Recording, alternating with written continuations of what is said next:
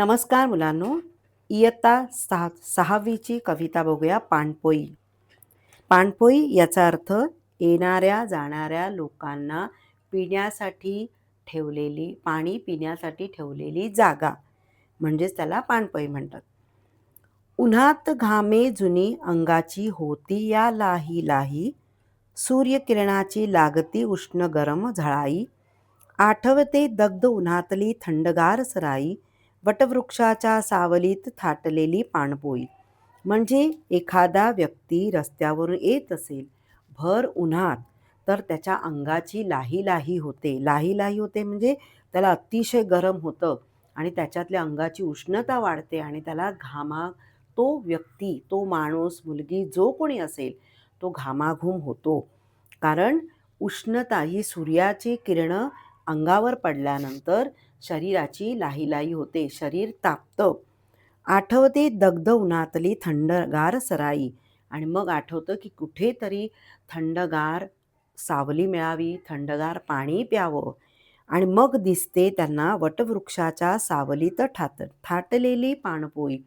मग चालता चालता दिसतं की या पिंपळाच्या झाडाखाली वटवृक्ष म्हणजे वडाचं झाड, तर वडाच्या झाडाखाली ठेवलेली पाणपोई त्यांना आठवते. रखरखत्या उन्हात सुटतो अवखळ वारा. आता ऊन जोरात आहे आणि त्या उन्हामध्ये खूप जोरात वारा येतो, पण तो वारा कसा असतो? गरम. कारण इकडे ऊनही असतं आणि इथे वारा, त्याच्यामुळे तो उन्हातला वारा असतो गरम. धुळी संगे पाळला पाचोळा जाई या उंच अंबरा.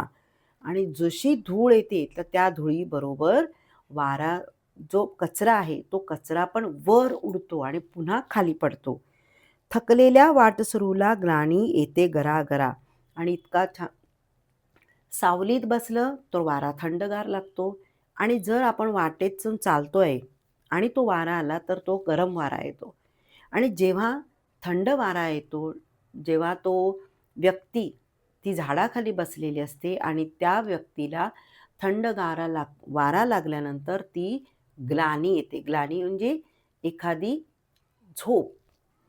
पिऊन पाण्याचा घोट तेव्हा महत्त्व कळे करा. आणि थकलेला वाटसरूला एखादे डुलकी म्हणतात, त्याला शब्द दुसरा आहे डुलकी. डुलकी म्हणजे जरासं आपण डोळे मिटले तर आपण झोप लागते, आणि तो माणूस पाणी पितो आणि तो त्या झाडाखाली बसून डुलकी घेतो, आणि त्यावेळी त्याला पाण्याचा घोट घेतल्यानंतर त्याला पाण्याची किंमत कळते. या दिवसात चोहीकडे पडते कडक ऊन, सारखी सारखी लागते सारांना मोठी तहान.